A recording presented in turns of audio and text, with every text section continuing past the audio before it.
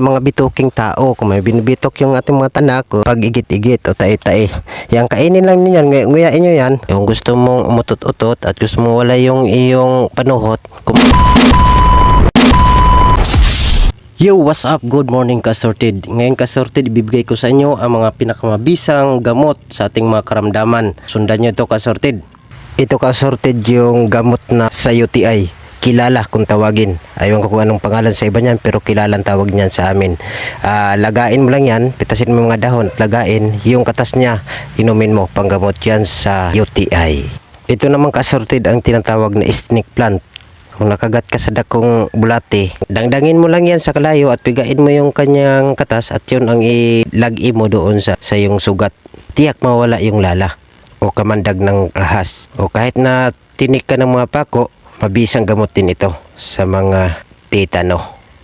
Kini namang kuanan ni mananapan ni di na kumalala kung sa pangalan ani sa Tagalog. Sa tawag sa mo ani sa Bisaya bika-bika.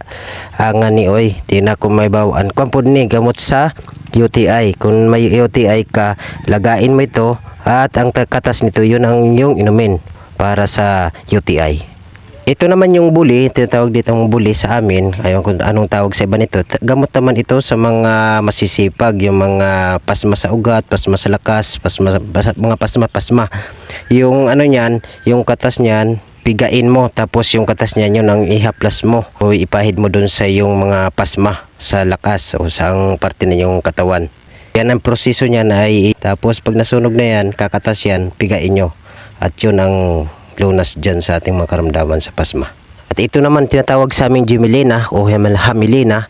Yan naman ay may mga lamig sa katawan. Kung may lamig ka sa katawan o sa likod mo, bago ka matulog, itampos mo yan o ilagay mo sa likod mo. Para kinabukasan, wala na yung lamig mo sa katawan. Sisipsipin kasi niya yung lamig sa iyong katawan. Kaya kinabukasan, matutuyo yan dahil sisipsipin niya yung mga lamig sa. Ito naman yung dahon ng papaya. Kung gusto mong gumanda yung kutis mo, mala artista, dukdukin mo lang yan at ihapulas mo sa iyong naong, sa iyong mga balat. Tiyak nagaganda at kikinis ang iyong kutis. Sige na. Ito naman yung dahon ng sili. Kung ikay panuhutin, malamigin yung tiyan, kung gusto mong mutot-utot at gusto mong wala yung iyong panuhot, kumain ka lang ng bunga ng sili, masalo yung hinog o kaya itong dahon ng sili para mawala yung lamig sa iyong tiyan.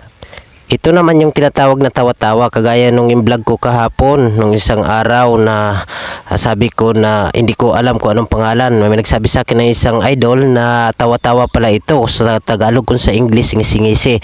Yan naman ay gamot sa dengue. Kung may dengue ka, yung kilawin mo lang yan. Kung pwede rin kilawin, pwede rin lagain mo. At yung tubig na nilagaan yan, yun ang inumin mo para mawala yung sakit mong dengue. Ito naman yung pang-iwang na hagonoy na sabi ko maraming gamit ito. Pwede pang-iwang, pwede rin gamot sa mga may uric acid at sa mga may sugat-sugat dyan o kaya may ulcer. Itong hagonoy. Yan lang ay kainin mo, pigain mo. Kung nasugat ka, pwede mo pigain yan at ilagay mo sa yung sugat. At tiyak magagaling agad yan. Yan ang mabisang ginagawa ng hagonoy na pang ilo-ilo lang natin yan kung tayo nangakalibang doon sa likod sa ating mga balay.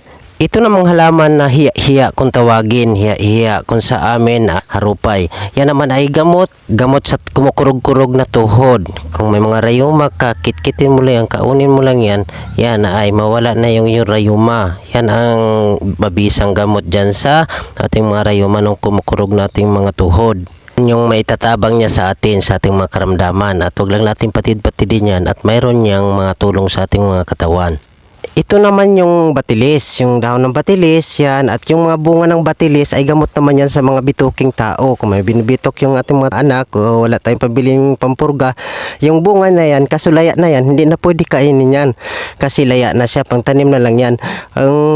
Ang mga buhi pa niyan, halimbawa hindi pa siya hinog talaga, hindi pa siya laya, yun ang kunin mo, yung mga buto-buto niyan, yung kanyang mga liso, at ipakain siya yung anak, at yung anak para mawala yung kanilang bulati, mamatay yung kanilang bulati. Pwede rin sa mga kambing yan, kung mabulatihin yung mga kambing ninyo, ipakain nyo sa kambing yan para patay yung mabulati ng yung kambing.